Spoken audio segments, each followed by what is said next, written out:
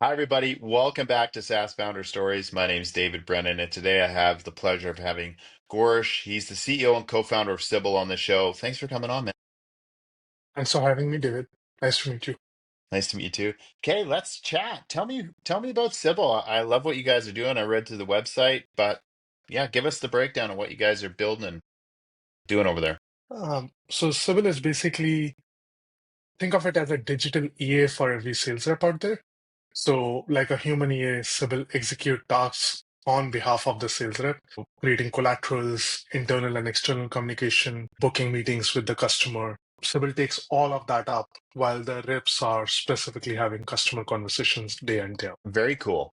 And is that where So give me a little bit of the background. How did you guys actually start it? Where did it come from? Give me the backstory or origin story. Yeah, I used to lecture at Stanford before this. So I have been in the AIML domain for about 10 years before starting Sybil. 4 years ago, when COVID hit, my lectures shifted to Zoom.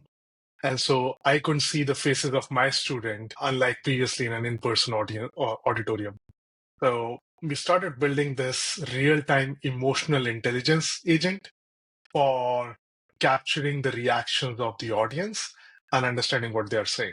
Now, the best use case for that was sales. And once we went into sales, what we realized is that's like the tip of the iceberg problem for sales rep. Like they are going through so much. Like a typical sales rep talks to customer for 1.5, 2 hours a day out of an 8, 10 hours day. And rest of the time he's just spending on all of these other admin work. So we decided we'll shift our focus to this primarily and start building this kind of a Jarvis for sales rep to help them go through their day to day much more effectively. It's really interesting. And how did you make the transition? Like, what was your process? Because I always want to dig into this little piece because so many people have an idea and then, like hmm you could have stayed in academia and it just been all about that. But how did you transition into sales? And tell me about the process. Yeah, I was always excited about startups. I tried a few ideas before, none of them fully panned out. This idea of building an emotional intelligent AI was super, super cool. I was like, me and both my co founders, we were all blown away by this concept. So when we started, it was simply a mind reading AI, not for sales, but just for a very general audience. We went into sales. We spent actually 1.5 years on this concept before pivoting to the AI assistant. And then once we started doing that AI assistant, we didn't have the tech. This was pre-chat GPT days. So we didn't have any technology. So we had the vision, but we didn't know how to execute on that. So come November 22, ChatGPT got launched and our minds was blown away. We were like, this is it. This is the thing. And it was sort of an interesting time for us because we were also going through, we were close to ending of our runway. So sort of that boom of ChatGPT came in. We instantly realized product market fit. Like 10 days out, we had an MVP, 20 days out, we had customer feedback. And the next month we were selling, we sold 100% more than what we had sold in the last 8 months. So it was just a very real moment for us. Well, you know what? I love to hear those stories for founders because I think that people grind really, really hard as an entrepreneur. You've done it you've had multiple ideas, and I love when you guys and other founders like us win. So that's freaking awesome. Okay, man. So before we were chatting about the big challenge for you guys, and I think this is very applicable across everyone right now, is actually recruiting good ML engineers, and I'll say great engineers in general are seem really, really hard to find. So set me up. How'd you guys get in the situation? Tell me more. Yeah, this has been something that has been plaguing us for the last 3 to 4 months. We believe we have finally cracked it. But the challenge we ran into was so we had this breakthrough in the product and specifically in the AI side of the house.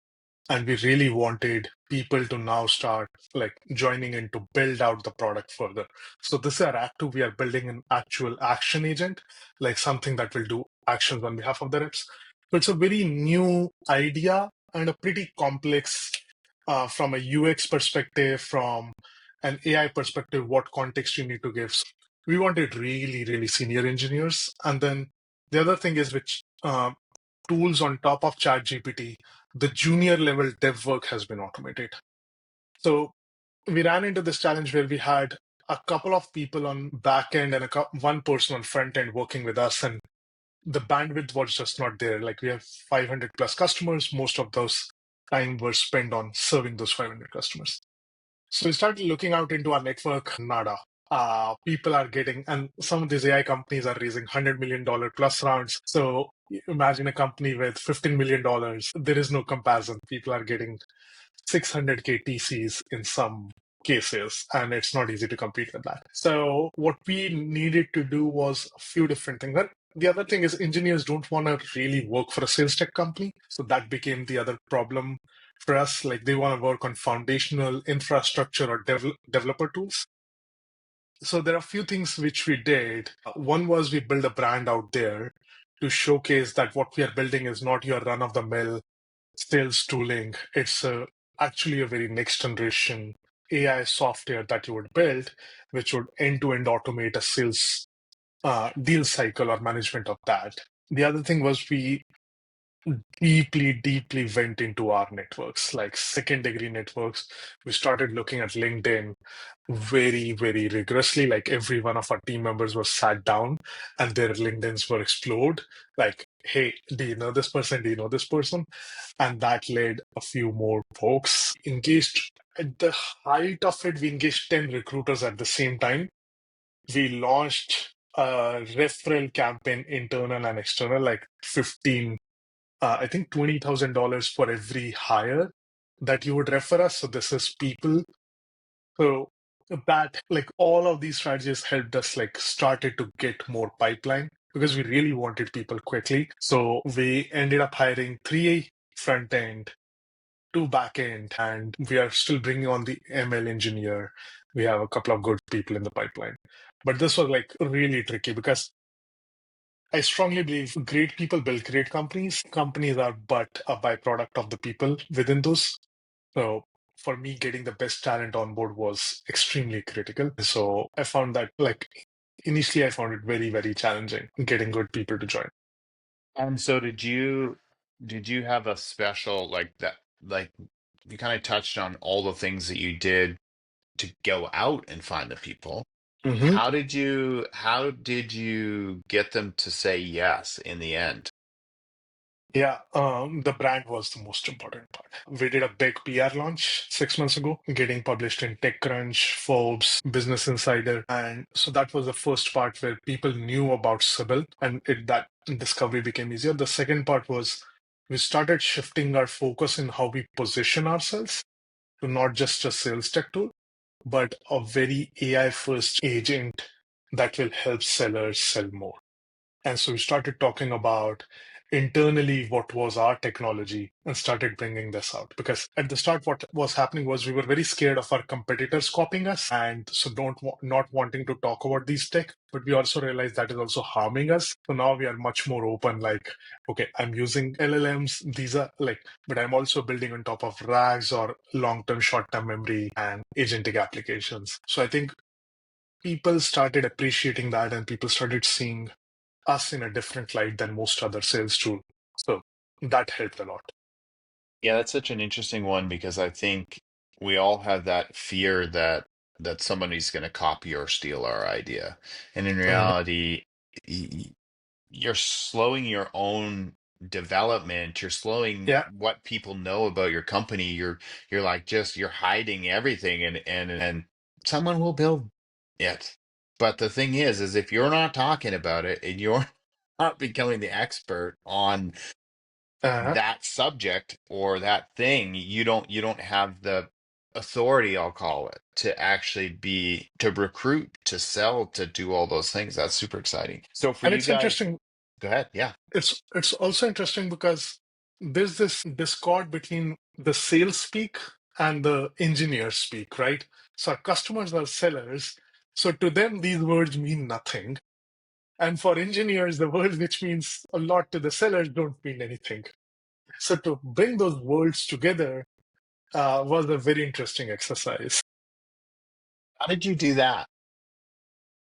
We started being differentiated in our content on some areas. Like we would do, my co-founder would go into speaking lectures and she would go really deep into the AI side of the house. For LinkedIn, we try to keep the content simple. Like even on our website, we have pages for product and solutions, but then we have a hiring and an about us page. And then there we go deep, Yeah. being very specific, like this is for from a hiring perspective, this is what we need. We didn't create any of that content before. That content, we used to copy paste the same blurb, the same paragraph from a sales speak into a hiring blurb, and that was bad. That's actually really smart. I love that because I think that's something that we don't put enough intention into, because we're putting all this effort into social and marketing and sales and understanding the problem and making the product understandable and communicable. So when did you realize that you needed to actually start building a strategy like this, and how did you go about it? Actually, a candidate came in an interview with me and was asking me questions about it. And when I was telling him about the technology, he's like, nothing about your website conveys this. Like, your website is here and you're doing totally different stuff. And I realized, fuck, there is a huge gap in what we share. Sorry about that. That's But okay. I love it because that's exactly what you said too. I know. You're like, so that's how we got to know like this is happening and we started working on it. that's so perfect. So for you, if you have another, like, what's the advice to other founders that are, their product's starting to come on and, they know they have this vision over the next 5 years and it's going to be a lot of growth and they're going to need to hire people. What's your advice on how to get started so that you start early building that image and building that pipeline of amazing people to join your team? Yeah, one of the mistakes I did was I did not connect to enough great engineers in my geographical area. So I'm in the Bay Area, so it's much easier for me, but I did not put active effort onto it. I would meet a lot of CROs, VP of sales, sales rep, president club AEs, but the other side of it would have been meeting great software engineers, great developers, taking them out to lunches and dinners. And that would have built more of a network in that domain. And for people that are like, that things are starting to come along, hiring is going to be the Achilles heel.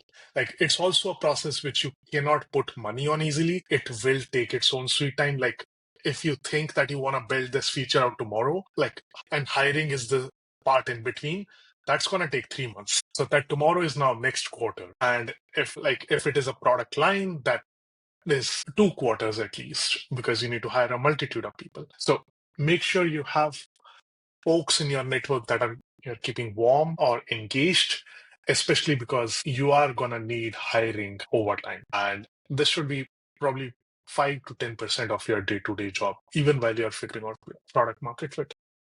That's amazing. Well, thank you for that advice. So, what is the one thing that we can ask our network to help you with? So we are moving to a PLG motion. We are focusing heavily on sales rep. So would love to connect with any people that have cracked PLG motion in GTM companies. So that's like one thing I am looking forward to connect to from an advisory perspective, or just if you know if someone who has built this out and are looking for their next gig, let me know. Again, hiring is the one of the things. That's perfect. Actually, somebody comes to mind, so I'll make an introduction. Thank you. Awesome. Thank you very much for coming on the show. I look forward to following your guys' journey and have an amazing day. Thank you so much, David. It was fun talking to you.